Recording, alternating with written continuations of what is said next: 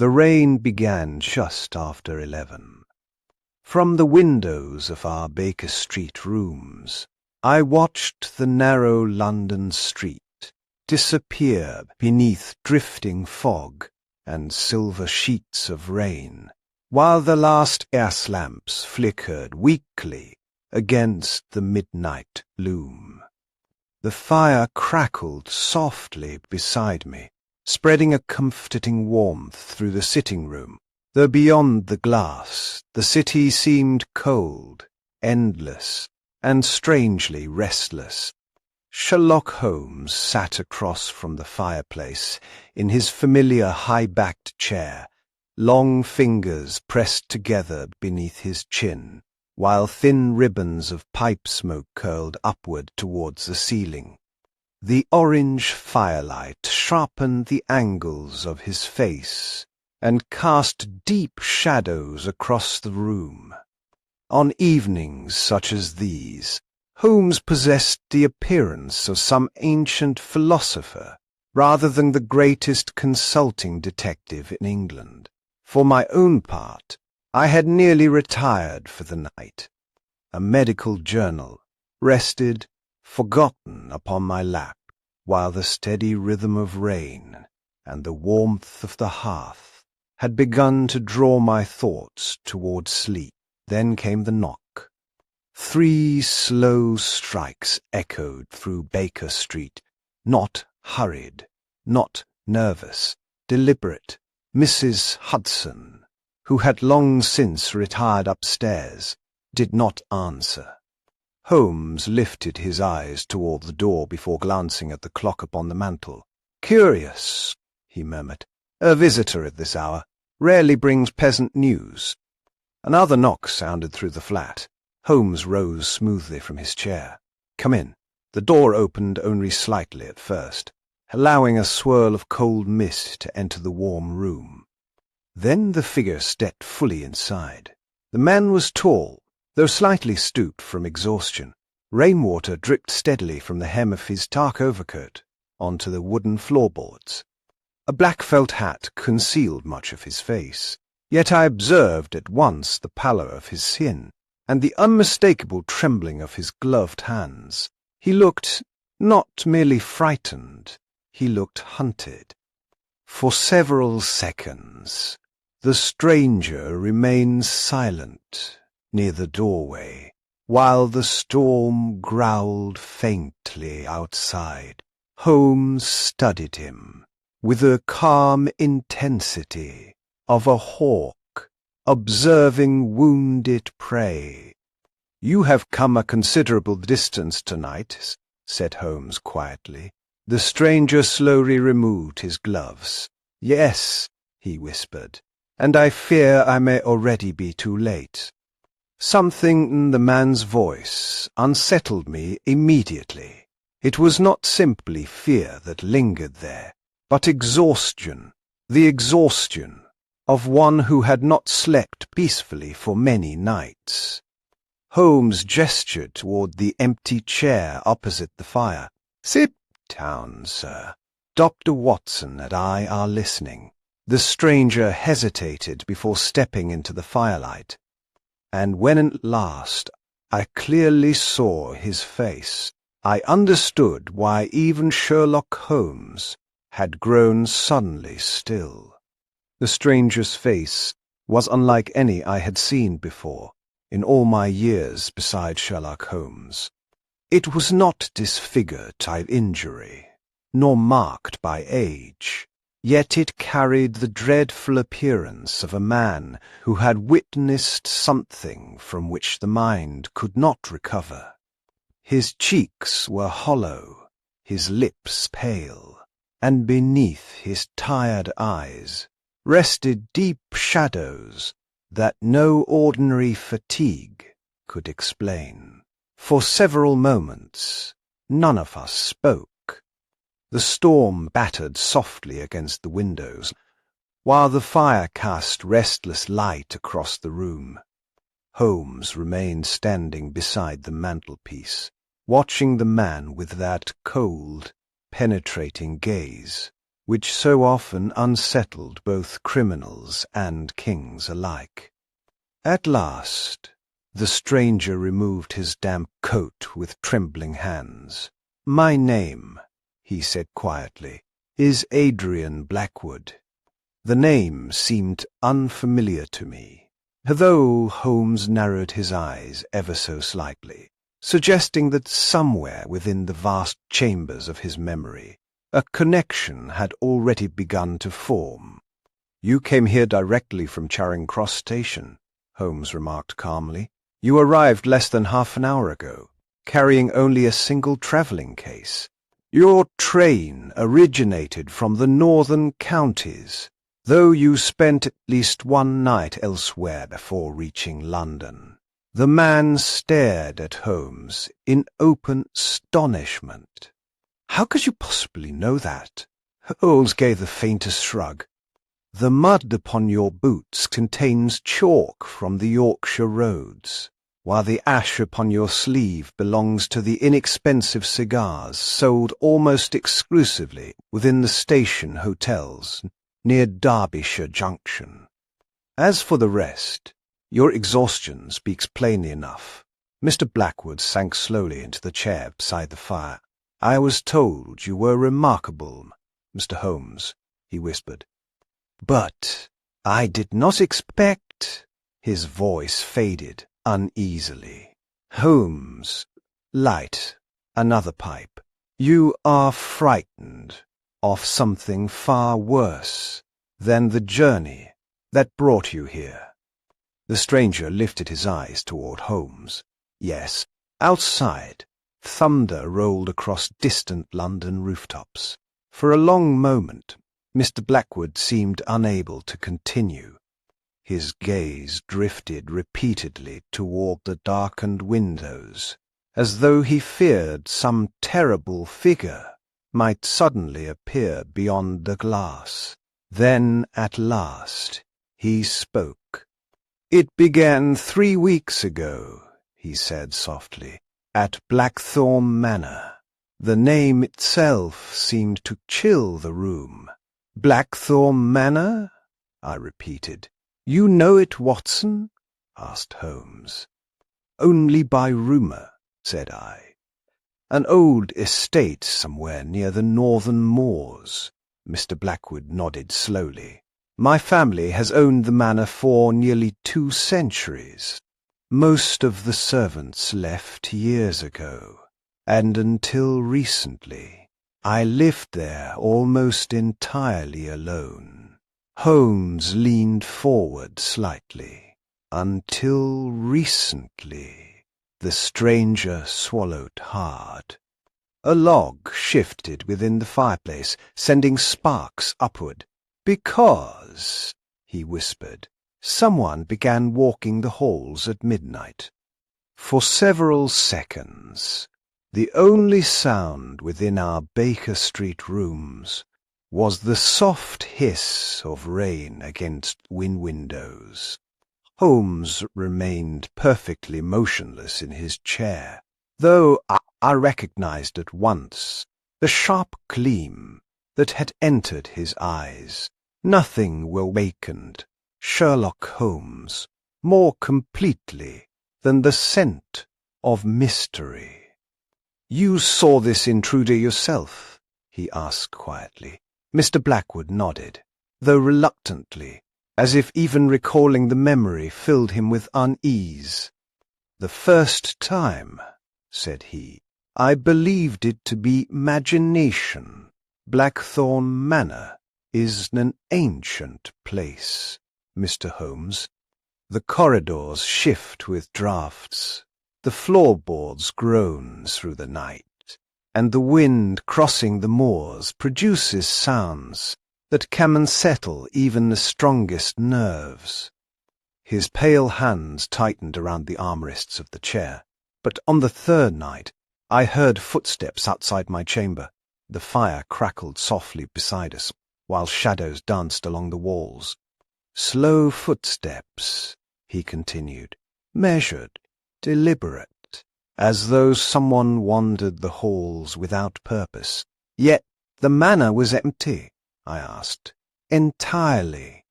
Holmes exhaled a thin stream of pipe smoke. And still you investigated?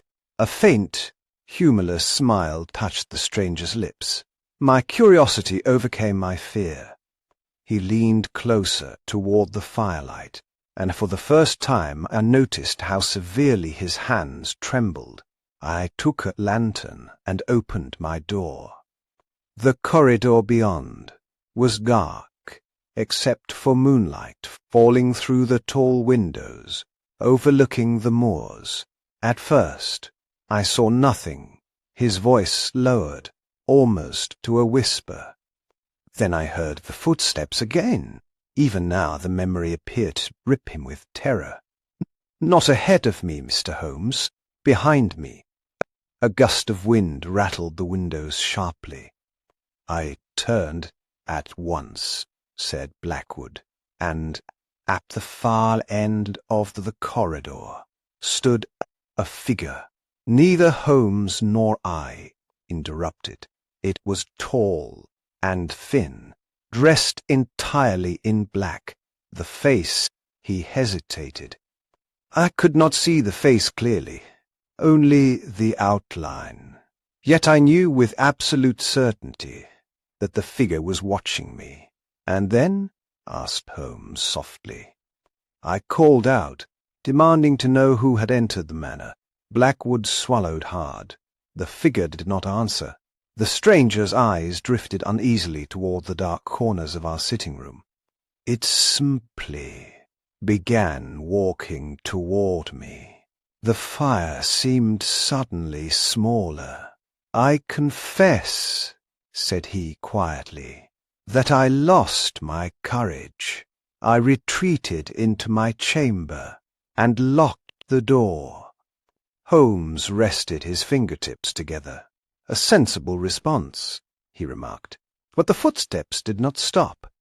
For the first time since entering Baker Street, genuine fear entered Blackwood's expression fully.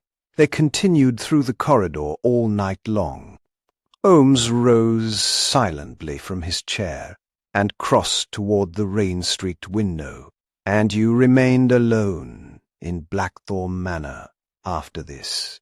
He asked. Mr. Blackwood looked into the fire. I tried to leave, he whispered. Then he lifted his eyes toward us. But the following morning I discovered something impossible upon the staircase. Holmes turned slowly from the window. The dim firelight illuminated drifting smoke around his tall silhouette, while rain continued to whisper against Baker Street beyond the glass. I had seen many frightened clients enter our rooms over the years, yet something in Adrian Blackwood's expression unsettled even me. What did you discover? I asked quietly.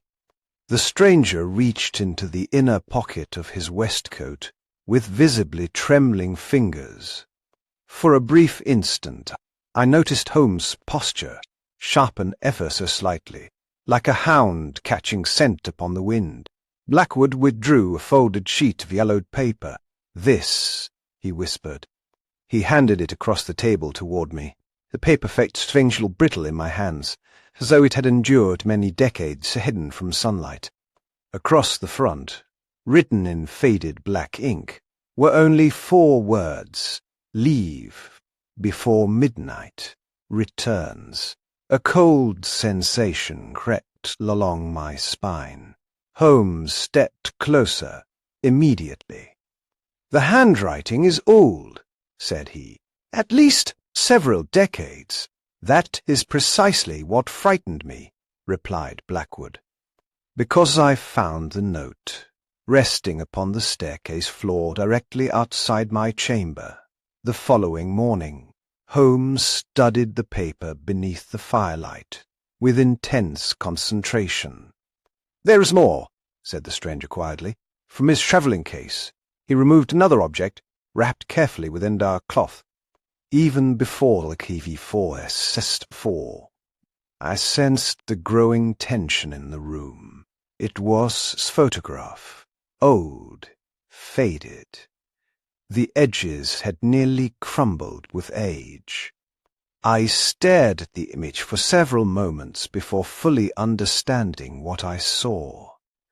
The photograph depicted a grand entrance hall of Blackthorn Manor. A woman stood near the staircase in Victorian dress, while beside her rested a young boy, no older than 10. And behind them, barely visible within the shadows, at the top of the staircase, stood the outline of a tall, dark figure. My pulse quickened. "Good heavens!" I murmured. Mr. Blackwood nodded slowly. "The photograph was taken nearly 40 years ago. The woman is my grandmother. The child beside her is my father." Holmes took the photograph carefully, and the figure. Blackwood's face paled further. "No one knows." Silence settled over Baker Street once more. The storm outside had begun to weaken now, though fog pressed heavily against the windows, swallowing the lamps along the street beyond. "At first," said Blackwood, "my family dismissed the figure as damage upon the photograph plate, but strange events continued throughout the years." Holmes glanced upward. "Deaths." The stranger hesitated. "Yes." The fire cracked sharply. "My grandfather vanished inside the manor in 1889. 2 servants disappeared years later.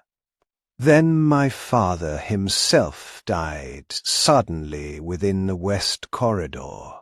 Holmes narrowed his eyes thoughtfully. "The same corridor where you encountered the figure?" "Yes." A long silence followed. Then Holmes placed the photograph gently upon the table.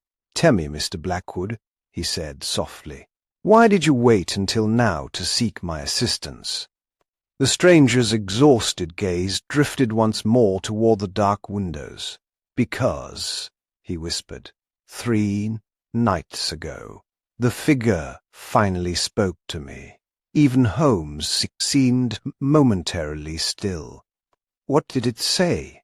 I asked. Blackwood's lips trembled slightly. "It said," he swallowed hard, "tell Sherlock Holmes he is already too late." The fire had burned low by the time Adrian Blackwood finished speaking. On the windows of Baker Street, the storm had weakened into a cold, drifting rain, while thick fog swallowed the lamps outside one by one.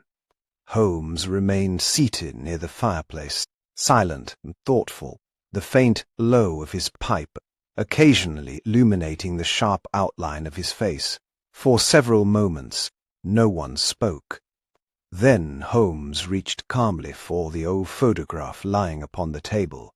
"A fascinating performance," he murmured, "though I suspect the truth behind it is considerably less supernatural." Blackwood looked up sharply. "You think someone is trying to frighten me from the manor, my dear sir," said Holmes quietly. "Fear has long been the most useful weapon of ambitious men." The stranger's exhausted eyes drifted toward the dark windows. "But the figure knew your name, Mr. Holmes." "That," Holmes admitted, "is the first genuinely interesting detail."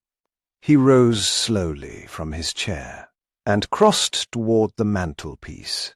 The firelight flickered across the room, while shadows stretched uneasily along the walls. "Tell me," said Holmes, "who benefits if you abandon Blackthorn Manor?" Blackwood hesitated. "There have been disputes concerning the estate lands for years. Several neighbouring owners attempted to purchase portions of the property after my father's death, and had refused." "Yes." Holmes gave a slight nod, as though confirming some private conclusion. Outside, a distant carriage rolled through the fog below Baker Street. before fading into silence once more. "At any rate," Holmes continued, "we shall learn considerably more by visiting Blackthorn Manor ourselves." Blackwood stared at him in surprise. "You intend to come?" "My dear fellow," Holmes replied, with the faintest smile. "A haunted corridor, disappearing servants, hidden warnings, and a mysterious figure wandering the moors at midnight would be difficult invitations to ignore." Despite the tension hanging over the room, I felt the familiar stir of excitement that always accompanied the beginning of one of Holmes' investigations. Yet, as the fire crackled softly, and the fog pressed against the windows like drifting ghosts, I could not entirely dismiss the unease growing within me, for somewhere far beyond London, upon the lonely northern moors, Blackthorn Manor waited in darkness. The following evening Holmes and I departed London, beneath a sky heavy with rain and low drifting clouds. Our train sped northward through the darkness, while the lights of distant villages flickered briefly beyond the windows before vanishing once more into fog-covered countryside. Inside the carriage, the atmosphere remained strangely quiet. Holmes sat opposite me beneath the dim yellow lamp, wrapped in his long travelling coat, his sharp eyes fixed thoughtfully upon the old photograph from Blackthorn Manor. From time to time, the glow of passing signals illuminated his face before darkness reclaimed the compartment again. Adrian Blackwood appeared exhausted beyond words. Though he attempted to rest, I noticed repeatedly how his gaze shifted nervously toward the carriage windows, as though he feared someone might be watching us from the night outside. "The moors begin shortly beyond Derbyshire," he said softly, after a long silence. "Once we arrive there, the landscape changes entirely." Holmes folded the photograph carefully into his coat pocket. "And the stories begin as well, I imagine." Blackwood managed a weak smile. "The locals refuse to cross the moors after midnight, for fear of your wandering figure." "Yes, though some claim it has haunted those lands for generations." Outside, the train whistle echoed mournfully across the empty countryside. Hours later, the train finally slowed beside a lonely station, surrounded by endless fog-covered moors. The platform itself appeared nearly abandoned beneath the pale lantern light, with only a single station-master standing near the entrance, wrapped tightly against the cold wind. The moment we stepped onto the platform, the bitter air struck like ice. Far across the dark landscape, I could just make out the faint outline of barren hills stretching endlessly beneath the moonlit mist. Blackwood pointed toward the road beyond the station. "The carriage from Blackthorn Manor should be waiting." A black horse carriage stood motionless within the fog. The driver remained seated high above us, his face hidden beneath a wide-brimmed hat and heavy coat. Something about the stillness of the figure immediately unsettled me. Holmes paused before entering the carriage. Then, quietly, so only I could hear, he murmured, "Our driver has been expecting us." "You find that unusual?" I whispered. Holmes's eyes narrowed slightly toward the motionless figure above. No luggage, no greeting, and not a trace of mud upon his boots. despite the storm. Without another word, Holmes stepped inside the carriage beside me. Moments later, we vanished into the fog-covered road, leading toward Blackthorn Manor. The carriage journey across the moors felt strangely endless. Fog drifted heavily around us, swallowing the narrow road, while cold winds swept across the barren landscape with a low, mournful sound. From time to time, the lanterns mounted upon the carriage revealed twisted trees or jagged stones rising from the earth before darkness consumed them once more. Inside the carriage, Adrian Blackwood remained silent and visibly tense. Holmes, however, appeared unusually attentive. Several times, I noticed him glance toward the small rear window, as though studying the road disappearing behind us. At last, he leaned slightly closer. "Watson," he murmured quietly, "our driver has not once spoken since leaving the station." I frowned. "Perhaps he was instructed merely to collect us." "Perhaps," Holmes replied softly. "Though I find silent men upon lonely roads rarely comforting." The wheels rolled onward through the mist. Then suddenly Blackwood pointed ahead through the fog. "There," he whispered. At first I saw only darkness. Then slowly, emerging from the drifting mist, Blackthorn Manor revealed itself. The sight sent an unmistakable chill through me. The manor stood isolated upon a rise overlooking the endless moors, its ancient stone walls black against the pale moonlight. Several upper windows appeared broken or boarded shut, while ivy climbed heavily across portions of the west wing, like dark veins spreading over the building itself. Only a single lantern burned beside the entrance. The carriage slowed as we approached the manor gates. Then Holmes' expression changed instantly. He fixed his gaze upward toward the highest windows. "Observe carefully," he said. Near the upper west corridor, partially hidden behind torn curtains, stood a tall, dark figure, motionless, watching us. Even through the fog I could clearly distinguish its outline against the pale window behind it. Blackwood saw it as well. "My God," he breathed. The figure vanished immediately into darkness. The carriage stopped sharply before the entrance steps. For several moments none of us moved. Then Holmes stepped calmly onto the gravel road, while I followed beside him. The cold air carried the smell of rain and damp earth from the surrounding moors. Before Blackwood could speak, the carriage suddenly lurched backward. The horses reared violently. Within seconds, the black carriage turned sharply and disappeared back into the fog-covered road at astonishing speed. "The driver!"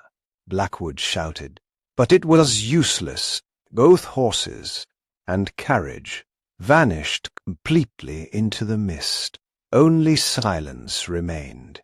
Then slowly, with a long creaking sound, the heavy front doors of Blackthorn Manor opened. An elderly woman holding an oil lamp stood within the entrance hall, her pale face filled with fear. "You should not have come here," she whispered. The woman led us quickly inside, before bolting the heavy manor doors against the storm outside. The entrance hall of Blackthorn Manor felt colder than the moors themselves. Dust lingered thick upon the air, while faded portraits stared down from dark wooden walls, illuminated only by the trembling glow of the oil lamp in Mrs. Holloway's hand. Even Holmes seemed unusually observant, as his eyes travelled slowly across the vast staircase and shadow-filled corridors. "You are the housekeeper?" Holmes asked calmly. "Yes, sir," the old woman replied softly. "I have served the Blackwood family for nearly 30 years. Her voice trembled noticeably. Blackwood removed his damp coat beside the staircase. "Where is Briggs?" he asked. At once the woman's expression darkened. "I have not seen him since sunset." A distant gust of wind moved somewhere deep within the manor, causing the floorboards above us to creak softly. Holmes glanced upward immediately. "And the disturbances?" he asked. They continued. Mrs. Holloway gripped the lamp tighter. "Every night," she whispered, "always after midnight." The hall fell silent. The fire from a nearby sitting-room cast faint orange light through the doorway, while beyond the tall windows, fog pressed heavily against the glass. Blackwood lowered his voice. "You saw the figure again?" The old woman nodded slowly. "2 nights ago, standing at the top of the west staircase. Even now the memory clearly frightened her." "It did not move," she continued quietly. "It simply stood there watching me." Holmes folded his arms thoughtfully. "And yet no intruder has ever been discovered." "No, sir." The old detective moved toward the staircase. "Show me the west wing." Mrs. Holloway hesitated immediately. "Please, sir, no one goes there after dark." Holmes gave the faintest smile. "My dear madam, darkness has never proven particularly effective at discouraging Sherlock Holmes." Reluctantly, she raised the lamp and began leading us upward. The staircase groaned beneath our steps, while cold draughts slipped through unseen cracks within the old manor walls. As we reached the upper floor, I became aware of an oppressive stillness hanging over the west corridor ahead. Long shadows stretched endlessly through the passage. Several doors stood partially open, while torn curtains moved faintly beside cracked windows, overlooking the moonlit moors beyond. Then, suddenly, Mrs. Holloway stopped walking. "There," she whispered. At the far end of the corridor stood a tall, dark figure, motionless, watching us. For one terrible instant, none of us moved. Then the figure turned sharply and disappeared into the darkness beyond the corridor. Blackwood gasped. Holmes seized the lamp at once and strode forward without hesitation. "Stay close," he said quietly. Together we hurried down the corridor toward the place where the figure had vanished, and somewhere ahead, within the darkness, a door slowly creaked open. Holmes hurried forward through the dark corridor, with the lamp raised high before him, while I followed closely beside Blackwood and Mrs. Holloway. The figure had vanished completely. Only darkness remained ahead. Cold wind slipped through broken windows overlooking the moors, causing the torn curtains to sway gently like drifting shadows. Beneath the weak lamp glow, I noticed thick dust covering the floorboards of the west corridor. Then Holmes stopped suddenly. "Footprints," he murmured. "Fresh tracks marked the dust, leading toward a large wooden door at the far end of the hall. The prints belonged to a tall man, judging by their length, and yet what disturbed me most was their direction. They moved only one way, toward the door. There were no returning tracks." Blackwood stared uneasily at the floor. "That room leads to the old library," he whispered. "No one has entered it for years." Holmes examined the door carefully. A rusted iron key still hung from the lock. "Curious," he said softly. "A haunted corridor, with conveniently unlocked doors." He turned the key slowly. The library door creaked open. A powerful smell of dust and damp paper drifted outward from the darkness within. Tall bookshelves rose toward the ceiling, while white sheets covered abandoned furniture beneath layers of neglect. Then Mrs. Holloway gasped behind me. Near the center of the room lay a man, motionless upon the floor. It was Briggs.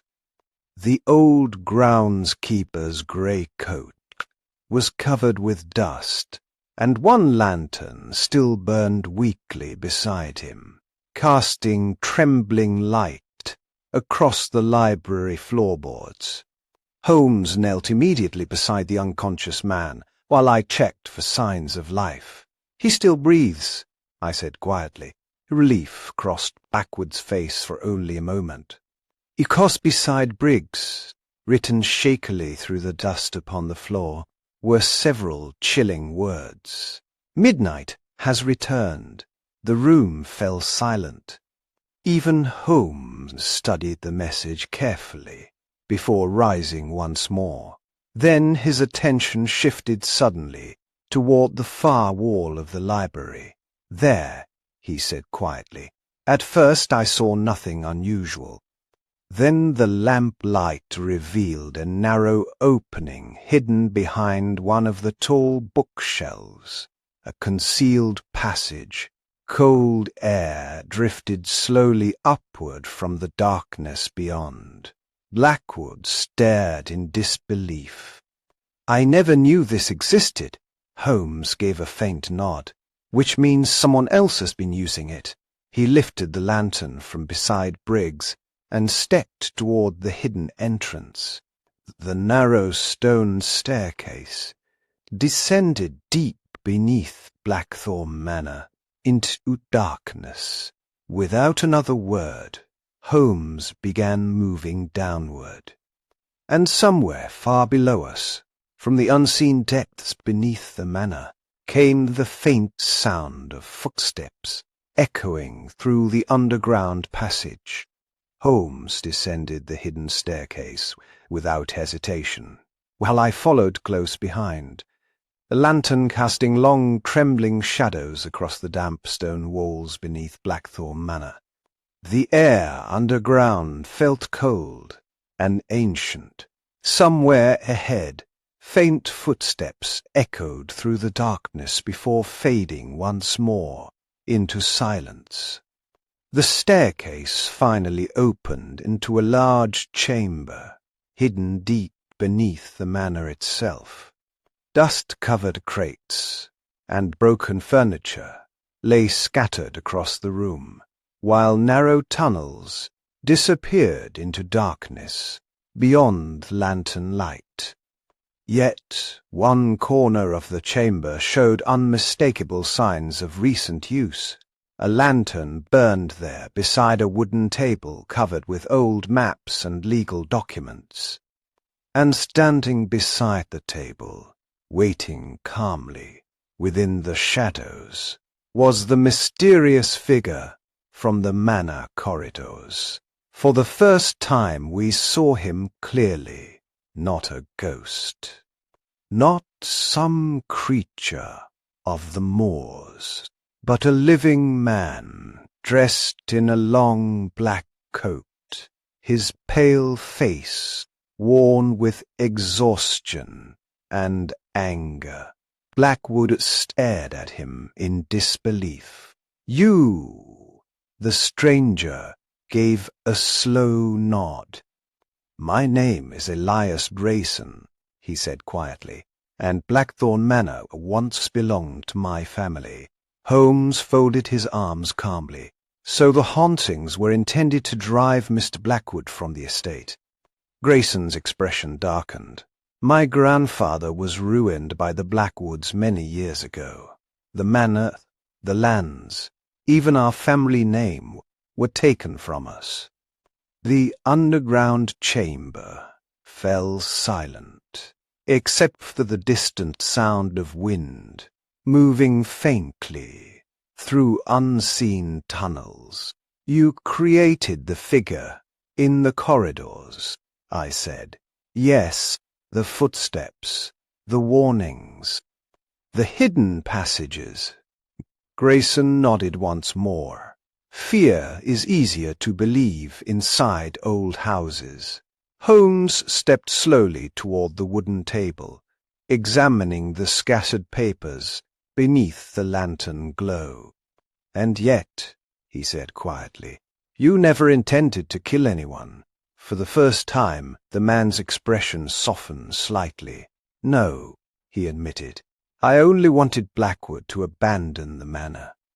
Blackwood lowered his eyes uneasily. For several moments, no one spoke. Then Holmes gave a faint sigh and turned toward us. "My dear Watson," he said calmly, "there are few mysteries more dangerous than old hatred left buried for too many years. Far above us, somewhere within the ancient halls of Blackthorn Manor, the wind moved softly through the empty corridors once more. And so the legend of the midnight stranger finally came to its end, not with ghosts or curses upon the moors, but with a lonely man hiding within the shadows of the past.